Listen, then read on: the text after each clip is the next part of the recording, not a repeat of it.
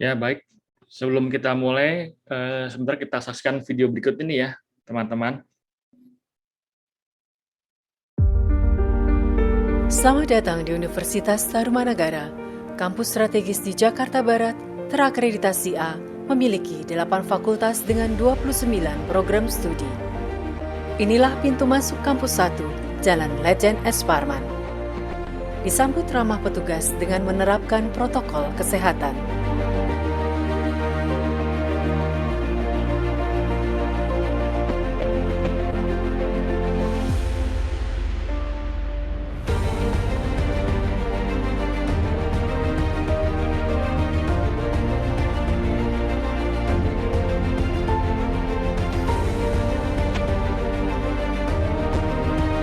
Lingkungan kampus yang asri menciptakan suasana nyaman untuk berinteraksi sosial.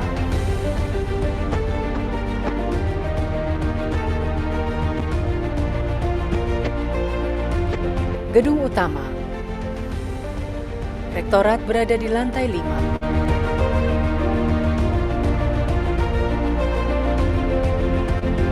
Perpustakaan terakreditasi A memiliki fasilitas buku dan jurnal yang lengkap serta kemudahan mengakses internet. Berada di lantai 6 hingga 9. Cinemarum merupakan fasilitas hiburan. Lembaga Sistem Informasi dan Database berada di lantai 10. Gedung dengan 21 lantai memiliki auditorium tipe teater di lantai 3 dan grand ballroom di lantai 21. Fakultas Ilmu Komunikasi terletak di lantai 11 dan 12, dilengkapi dengan ruang kelas, ruang dosen, dan laboratorium yang sangat memadai. Gedung M. Berjalan menuju lantai dasar terdapat pusat layanan terpadu, menangani bidang akademik, keuangan, pendaftaran mahasiswa baru, dan poliklinik. Lantai 2 merupakan ruang kegiatan organisasi kemahasiswaan. Mahasiswa berkumpul dan berdiskusi menjalin kerjasama untuk mempersembahkan prestasi. Fakultas Hukum berada di lantai 3 Gedung M, memiliki fasilitas ruang kuliah, ruang dosen, dan laboratorium yang sangat memadai. Auditorium dan geraha suara berada di lantai 8 puncak Gedung M, berkapasitas 500 kursi, digunakan untuk seminar, konferensi, perayaan keagamaan, dan pertemuan lain. Geraha suara berkapasitas 300 kursi, digunakan untuk pagelaran musik, paduan suara, dan teater. Gedung P, food court berada di lantai dasar, akrab disebut kantina, meraih penghargaan kantin sehat tingkat nasional Kementerian Kesehatan 2018. Fasilitas bisnis, minimarket, kafe, restoran, bank, dan ATM center melengkapi suasana kampus yang dinamis.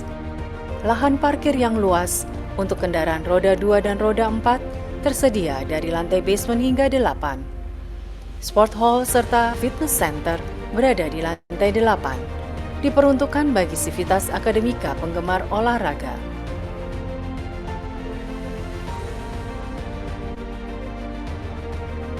Gedung L dan Gedung J merupakan lokasi fakultas teknik berdampingan dengan fakultas kedokteran.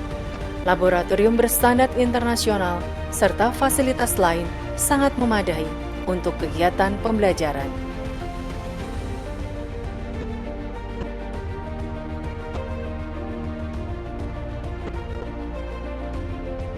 Gedung K merupakan lokasi Fakultas Psikologi, Fakultas Seni Rupa dan Desain, memiliki ruang galeri atau pameran karya.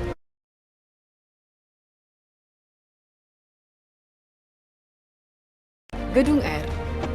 Gedung R adalah lokasi laboratorium Fakultas Psikologi dan Fakultas Teknologi Informasi, dilengkapi dengan ruang kuliah, ruang konsultasi, laboratorium beserta perangkatnya sangat menunjang proses pembelajaran. Kampus 2 terletak di seberang Kampus 1, Jalan Tanjung Duren Utara. Gedung megah yang terdiri atas gedung A, B, dan C merupakan lokasi Fakultas Ekonomi dan Bisnis. Memiliki fasilitas sarana prasarana yang sangat lengkap. Universitas Tarumanagara mengedepankan nilai integritas, profesionalisme, dan entrepreneurship. Untar untuk Indonesia. Untar selalu di hati. Untar selalu di hati.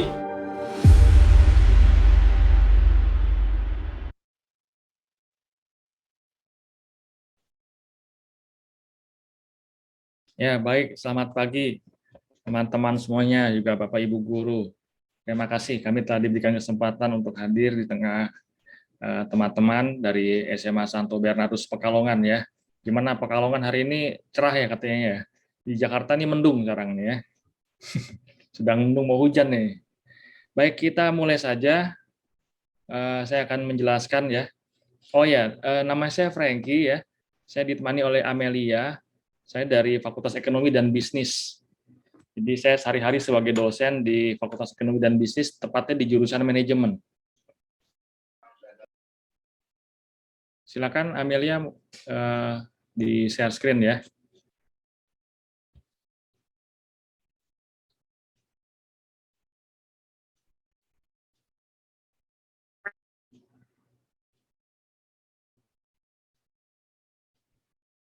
Ditunggu sebentar ya teman-teman ini.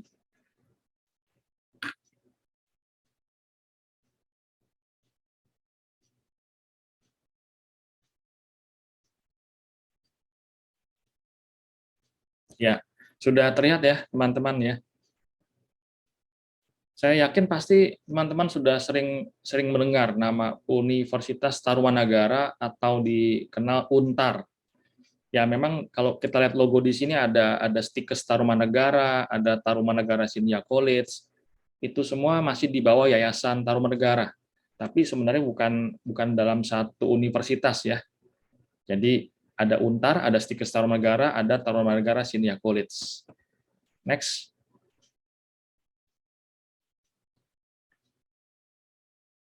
Nah, UNTAR itu sudah berdiri sejak tahun 1959. Jadi tahun ini sudah berusia 62 tahun. 1 Oktober lalu kami baru saja merayakan Disnatalis 1 Oktober 2021 yang lalu. Kami punya misi untuk menciptakan profesional dan pemimpin yang berjiwa kewirausahaan. Next. Ini ada 4 kampus, kampus 1, 2, 3, dan 4. Tadi di video sudah ditampilkan kampus 1 dan 2 ya. Dan memang untuk kegiatan perkuliahan itu diselenggarakan di kampus 1 dan 2. Sedangkan kampus 3 dan 4 itu digunakan dalam skop yang terbatas. Lanjut. Nah, ini ada program studi yang ada di UNTAR. Ada 16 program studi S1, 10 program studi S2, 3 program studi S3, 3 program studi di Stikes Tarumanagara, dan 3 program studi di Tarumanagara Senior College. Lanjut. Ada banyak alasan ya adik-adik ya, teman-teman semua ya, kalau misalnya teman-teman mau pilih masuk ke UNTAR, ada banyak alasan. Kami sudah memiliki reputasi secara nasional dan internasional. Ini ada banyak sekali. Untuk reputasi nasional, kampus UNTAR sudah terakreditasi unggul atau A oleh Ban PT. Kemudian juga peringkat ke-31 perguruan tinggi nasional, peringkat ke-7 perguruan tinggi swasta.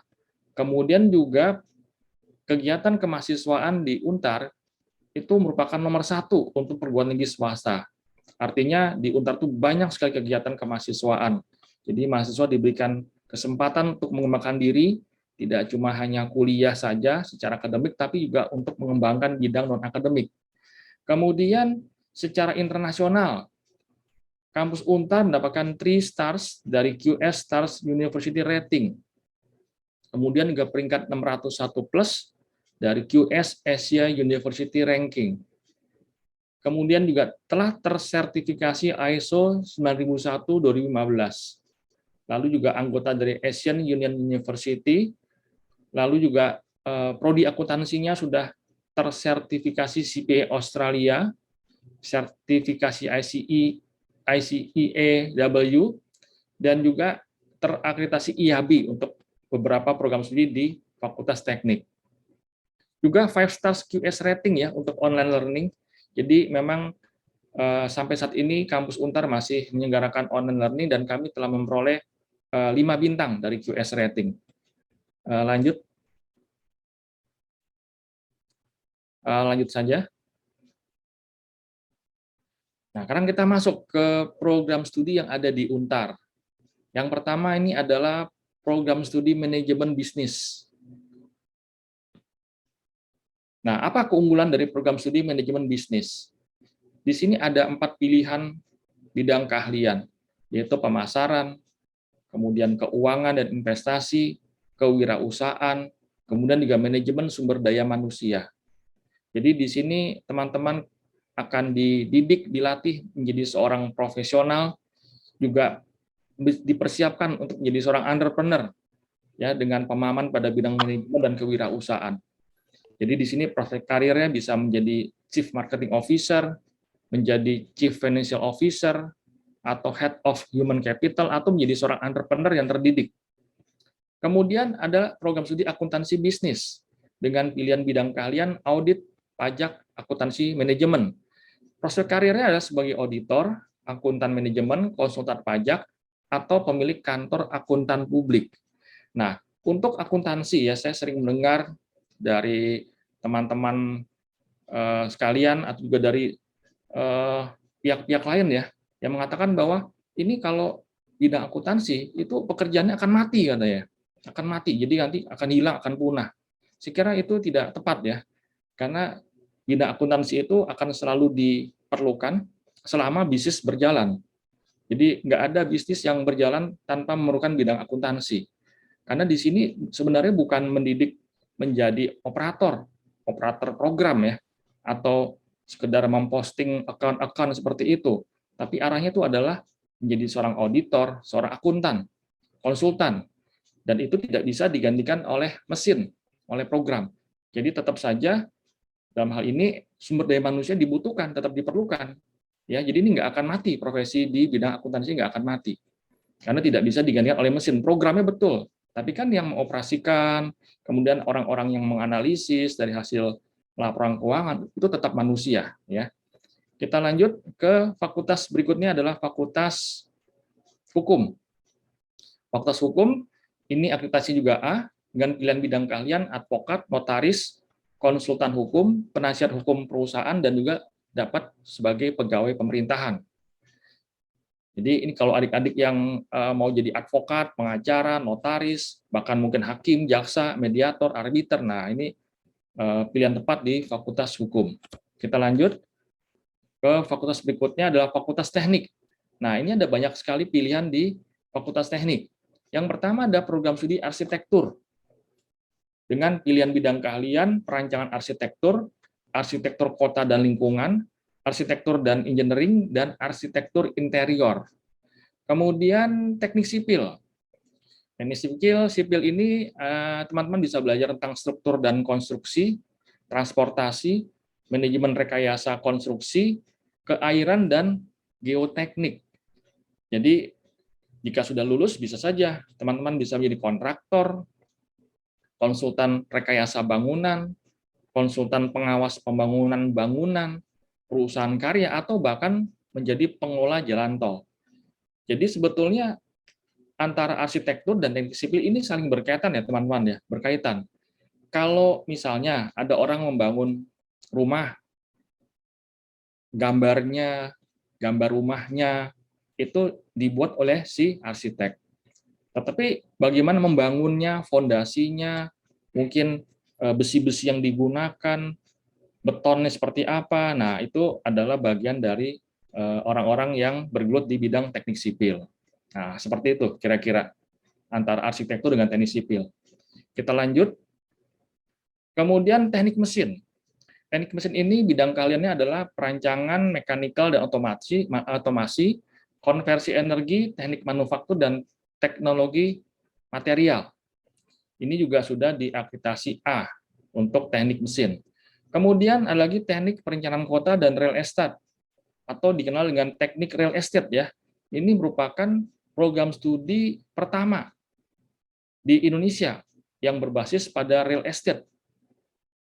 Pilihan bidang keahliannya adalah sebagai perencanaan kota, analisis pasar properti, penilaian properti, manajemen properti, dan keuangan dan investasi properti. Jadi kalau teman-teman tertarik dengan bidang properti, ingin memperdalam bidang properti, nah ini pilihan tepat di teknik perencanaan kota dan real estate.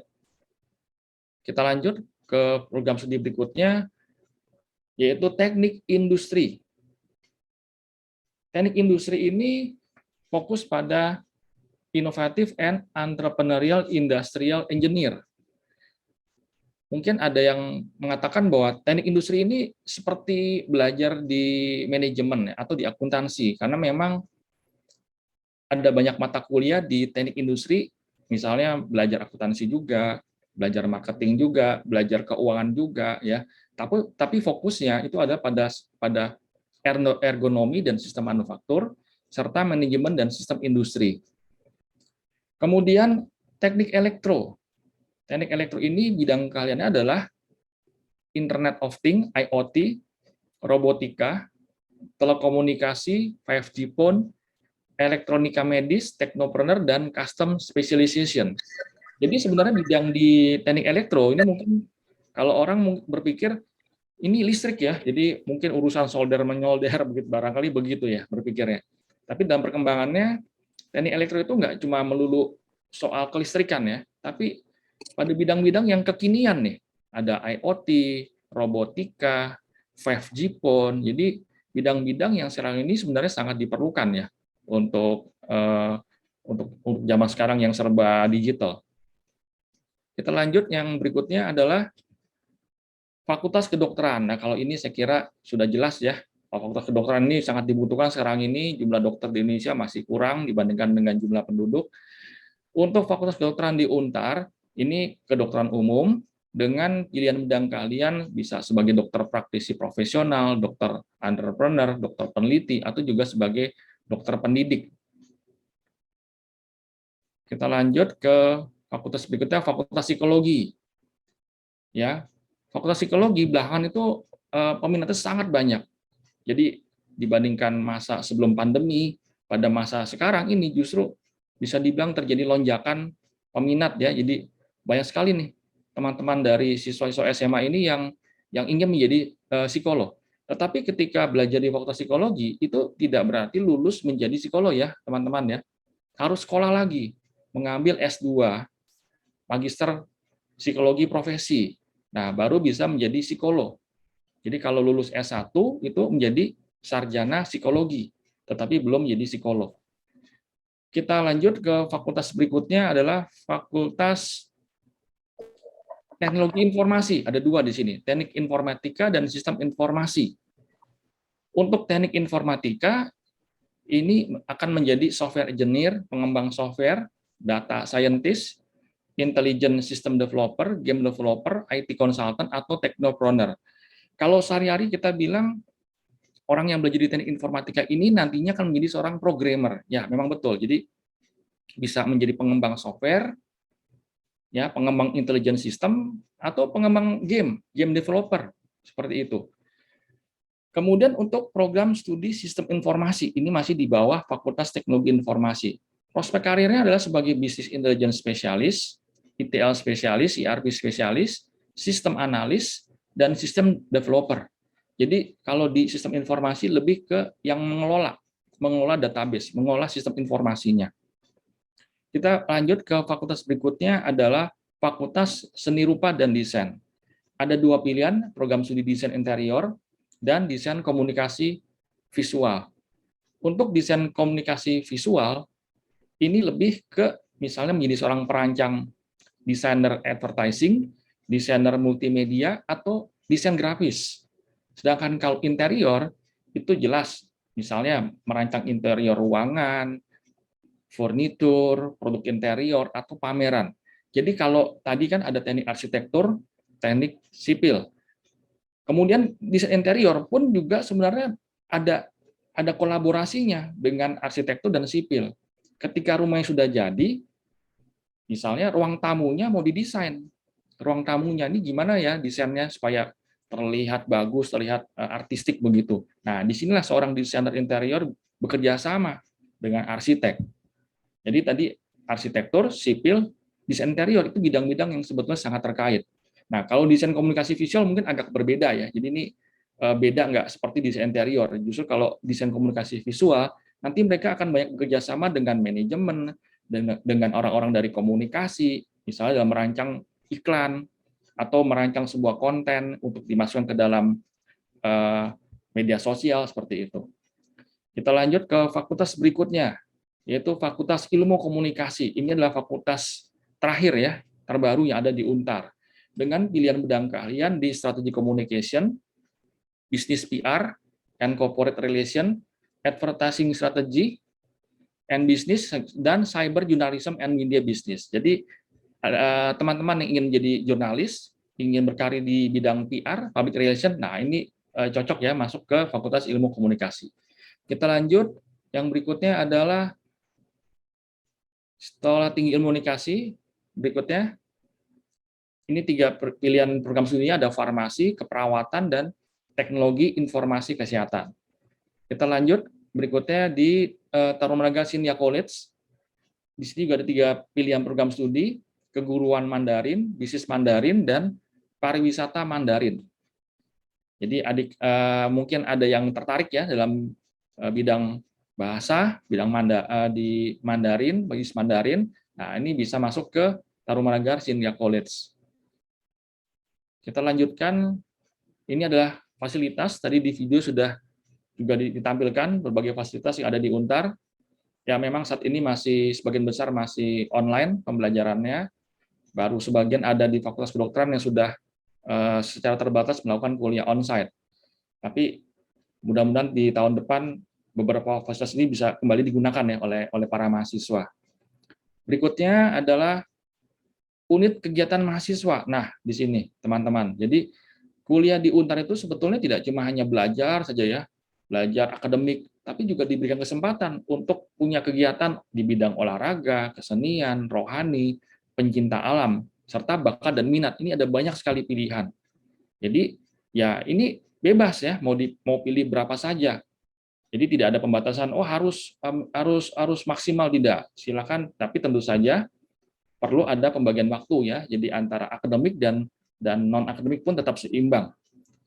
Lanjut yang berikutnya, untuk beasiswa, untuk biaya kuliah dan seterusnya nanti dilanjutkan oleh Amel ya, silakan.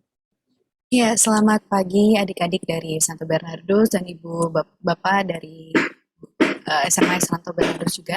Terima kasih Pak Franky, mungkin saya akan lanjutkan untuk terkait biaya kuliah. Sebelumnya suara saya jelas? Jelas ya, oke. Jelas. Jadi untuk sampai dengan November ini, UNTAR memberikan beasiswa bagi anak-anak calon mahasiswa yang mau masuk ke UNTAR. Beasiswanya SPP itu sebesar 50 sampai dengan 100%. Jadi untuk sampai November ini minimal adik-adik kalau daftar di UNTAR itu pasti dapat 50%. Tapi kembali lagi, tergantung nih sama nilai kalian. Kalau misalkan kita kan ada 2 jalur rapor dan jalur ijazah, nanti akan saya jelaskan. Ketika nilai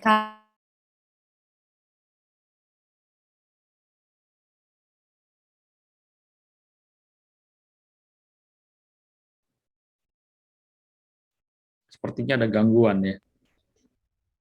Oke, mungkin tadi ada gangguan sedikit ya. Oke. Sekarang suara saya sudah jelas? Jelas. Terima kasih, Pak. Saya ulangi. Jadi, UNTAR memberikan beasiswa SPP mulai dari 50 sampai 100% hanya sampai November ini saja. Jadi minimal adik-adik kalau daftar di UNTAR pasti dapat 50%. Asal nilainya memenuhi syarat ya. Maksudnya memenuhi syarat minimal. Gitu. Akan saya jelaskan. Oke. Jadi di UNTAR itu ada menerima mahasiswa lewat 2 jalur, yaitu jalur rapor dan jalur ijazah. Syaratnya apa sih? Ya pasti sehat jasmani dan rohani, nggak terlibat penyalahgunaan nafsu gitu ya. Kemudian untuk non kedokteran ya itu boleh pakai nilai rapor kelas 10 dan 11 atau ijazah dengan minimal di mata pelajaran matematika, bahasa Inggris, dan bahasa Indonesia 70 nilainya, nilai minimalnya. Gitu. Jadi kalau misalkan KKM kalian di sekolah itu 75, berarti udah lewat tuh ya, udah jauh, udah cukup jauh tuh ya. Lalu, kalau untuk kedokteran, bisa pakai rapor juga kelas 10 dan 11 dan ijazah atau ijazah dengan mata pelajaran matematika, bahasa Indonesia, bahasa Inggris ditambah dengan fisika, kimia, dan biologi dan minimalnya, syarat minimal nilainya adalah 80 gitu. Jadi kalau dijumlahin semuanya harus minimal 80. Seperti itu. Lalu untuk beberapa program studi dan juga kedokteran, beberapa program studi ini seperti arsitektur, desain interior, dan desain komunikasi visual yang berhubungan dengan warna ya, itu harus melampirkan surat keterangan tidak buta warna. Ini bisa kalian dapatkan di fasilitas kesehatan terdekat ya. Kemudian untuk kedokteran akan ada psikotes online gitu. Kalau untuk program studi selain kedokteran tidak ada psikotes online. Jadi cuma jalur rapor atau ijazah saja. Gitu. Nah, ini untuk SPP. SPP itu sumbangan pengembangan pendidikan yang dibayarkan hanya 1 kali. Yang di warna hitam ini. Ya, yang di warna hitam ini. Kalau yang di merah ini dan hijau ini, itu untuk per semesternya kira-kira. Jadi tergantung nanti SKS kalian berapa atau blok kalian berapa pada saat per semesternya. Kemudian perkiraan total biaya kuliahnya untuk 1 periode ya, maksudnya dari semester 1 sampai dengan semester 7 ya sekian, gitu. Oke, kita lanjut.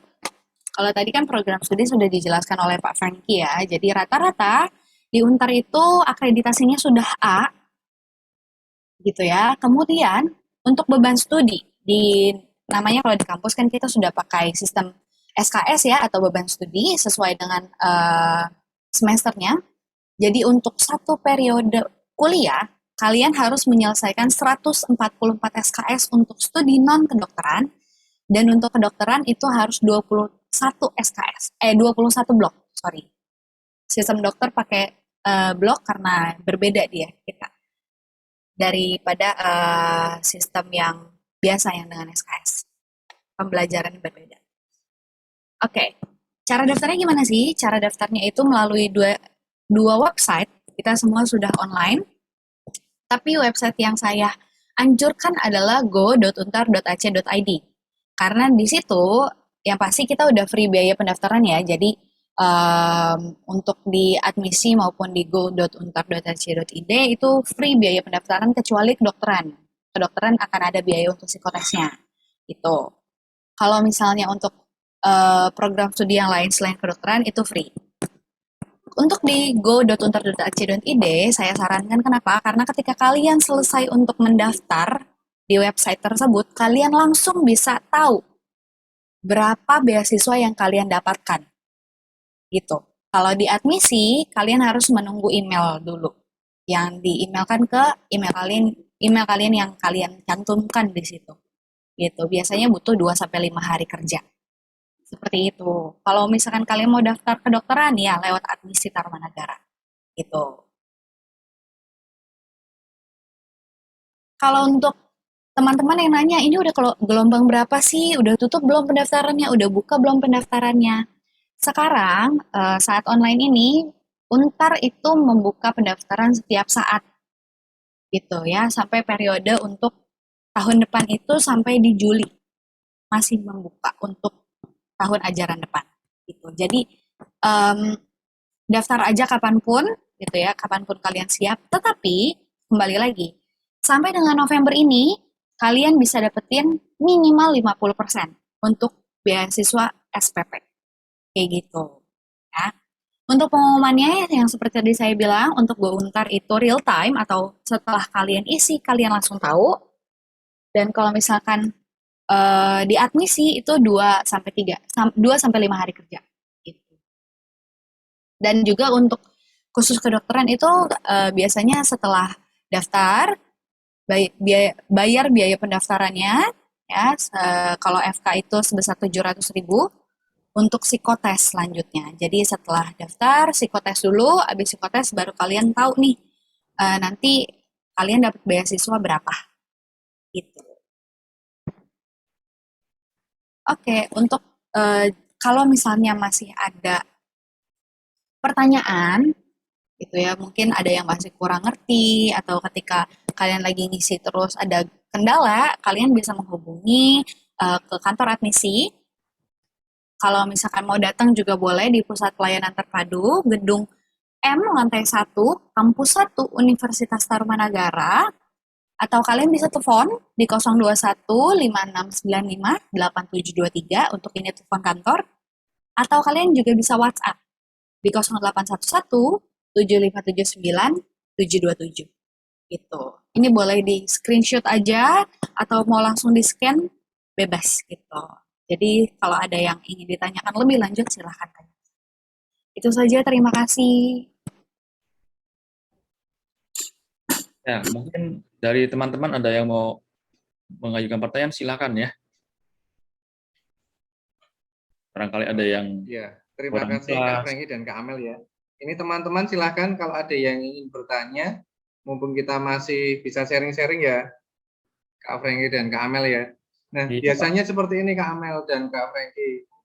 Biasanya rekan-rekan dari SMA Santo Bernardus atau teman-teman dari SMA Santo Bernardus itu tanya, Pak, saya punya sertifikat kegiatan ini, punya piagam-piagam seperti ini. Nah, biasanya itu juga ada nggak Kak Franky dan Kak Amel di sana untuk membantu beasiswa misalnya seperti itu? Ya, saya coba jawab ya Pak. Sampai sekarang itu belum ada sih Pak ya. Maksudnya UNTAD belum memberikan beasiswa bagi siswa yang punya prestasi, katakanlah misalnya waktu di SMA pernah menang apa ya, juara olahraga basket atau voli misalnya. Itu saat ini sih belum ada tuh Pak. Oh iya. Untuk yang beasiswa begitu. Saat ini baru memberikan beasiswa dari nilai raport Pak. Dari nilai akademis ya? Iya betul Pak. Oke. Nah, silakan teman-teman jika ada yang ingin bertanya, seperti biasanya mumpung kita masih ada waktu kurang lebih berapa menit ini Pak Mar? 7 menit ya? 7 menit. Silakan teman-teman ajukan pertanyaan mumpung kita masih bisa bertemu dari perwakilan Universitas Tarumanagara. Oh iya. Apa ini dari siapa ya? Januar ya. Sistem informasi di sini cocok untuk profesi back end atau front end? Profesi back end atau front end? Maksudnya apa ya? Profesi back end atau front end? Barangkali Amel bisa bantu. Cocok untuk profesi back end atau front end? Ini siapa? Januar ya. Mungkin Januar bisa bantu jawab. Oh, developer back end atau front end? Oh, setahu saya bantu jawab ya. Sorry, saya bantu jawab. Setahu saya bisa, gitu. Karena kan front end atau back end itu kan membutuhkan database juga, gitu. Jadi bisa. Ya, kira-kira begitu ya, Januar ya. Mudah-mudahan bisa menjawab. Silakan teman-teman, ada lagi yang mungkin yang mau ditanyakan atau misalnya mau nanya tentang biaya kuliah di Untar itu gimana sih? Lebih mungkin lebih detailnya begitu ya. Silakan. Atau semua sudah mendaftar di Untar ya sepertinya. Jadi sudah sangat jelas. Ya, teman-teman seharusnya tadi sudah dari pemaparan Kak Franky dan Kak Amel kan sudah sangat jelas sekali ya. Setiap fakultas dari prodi yang ada di sana nanti basicnya atau prospek karir kedepannya itu ke arah mana saja itu kan sudah jelas ya dari apa yang teman-teman inginkan itu kan sudah bisa ada tambahan wawasan sekiranya oh ternyata saya basicnya mau ke arsitek, oh saya basicnya mau ke teknik sipil ya Kak ya, tadi yang bisa mengembangkan bergulat dalam segi jalan tol tadi, teknik sipil ya Kak ya? Sipil Pak ya.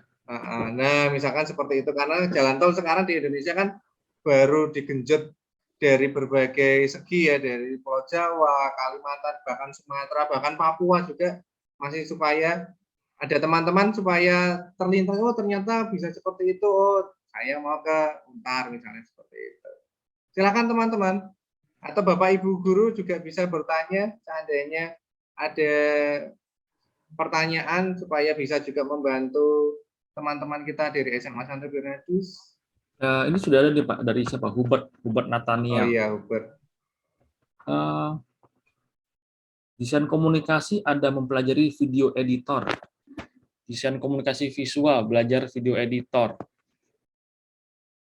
Itu barangkali lebih di komunikasi ya, Fakultas Komunikasi. Tapi saya kira di desain komunikasi visual juga terkait ya dengan video editor itu, walaupun tidak secara khusus belajar, artinya tidak berupa mata kuliah tentang editing seperti itu. Mungkin Amel bisa menambahkan barangkali. Ya, mungkin saya bantu menjawab. Untuk di desain komunikasi visual sendiri, mungkin nggak terlalu banyak untuk video editor. Lebih ke desain grafis gitu. Kayak kalau pakai aplikasi itu kayak Photoshop, Adobe Illustrator, mungkin pakai Corel, seperti itu.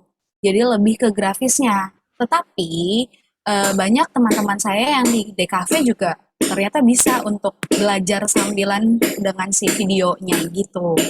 Seperti itu. Tapi kalau misalkan memang kamu mau untuk lebih menjurus ke arah videonya, bisa ke ilmu komunikasi. Karena dia untuk advertising kan selalu, sekarang ini kan bukan cuma advertising itu bukan cuma poster ya, tapi kan bisa video dan mereka itu pasti belajar. Ya, mudah-mudahan bisa menjawab ya, Hubert. Silakan, mungkin Terima kasih, Hubert. yang lain lagi. Ini ada yang WA ke saya, Kak. Ini Kak, ada yang bertanya. Pak, tolong jangan sebutkan nama saya. Rahasia ini. Penggemar gelap ini, Kak, rupanya ya. Nah, pertanyaannya, Pak, apakah di Untar ada kuliah malam? Karena siapa tahu ada teman-teman yang mau sambil kerja siang ya, gitu. Oh ya. Ya, jadi untuk anonim ya. Tanpa nama. Ya, apakah ada kuliah malam? Ada. Bukan malam sih, sore ya. Sore sampai malam ya. Entah kuliah malam sampai pagi ya. Untuk program studi manajemen, akuntansi, hukum, dan ada di program studi teknik mesin juga ada untuk kuliah sore sampai malam. Jadi kelas itu sebetulnya kelas mahasiswa betul yang bekerja sambil kuliah. Jadi kuliahnya itu mulai jam 5 sampai paling malam itu jam setengah 10 malam. Seperti itu. Sekarang ini perkuliahan masih online. Jadi kalau udah di kampus ya dari jam 5 sore sampai setengah 10 malam ada. Jadi tadi ya manajemen, akuntansi, hukum, sama teknik mesin. Seperti itu. Yang kuliah sore sampai malam. Senin sampai Jumat. Begitu. Jadi bisa ya yang mau mungkin kerja sambil kuliah, nah bisa yang pilihnya yang kuliahnya sore sampai malam.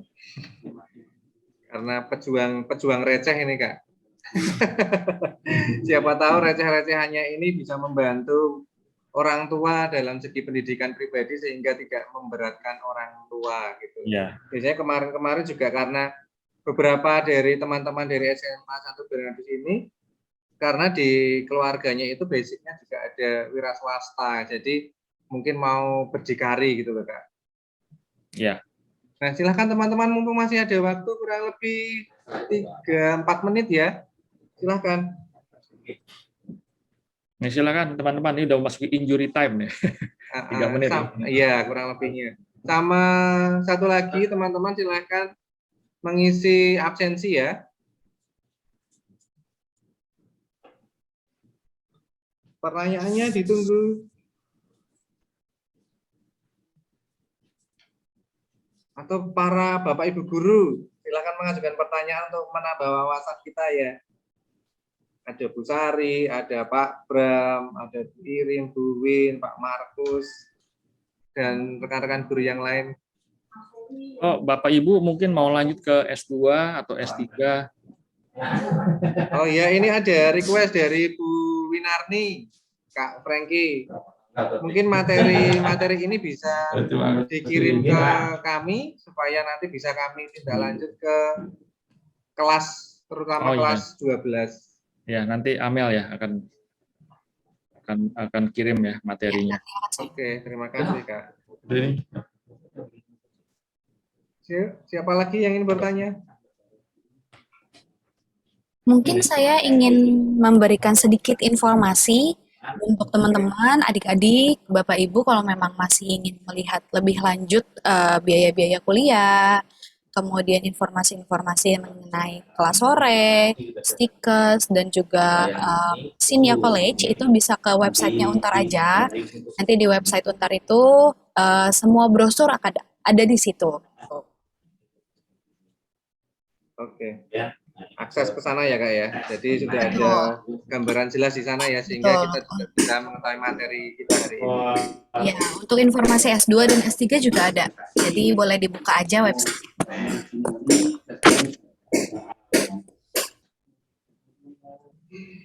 Ayo teman-teman masih ditunggu.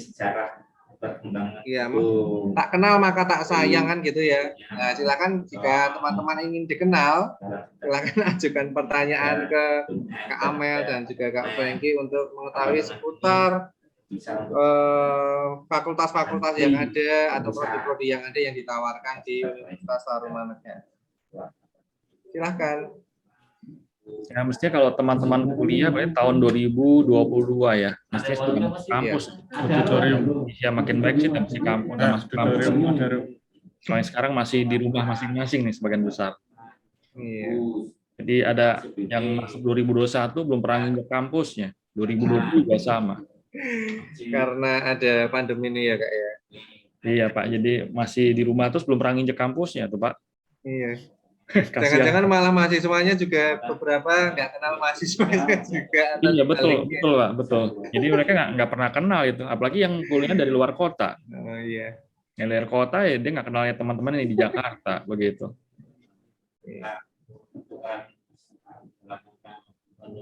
Begitu.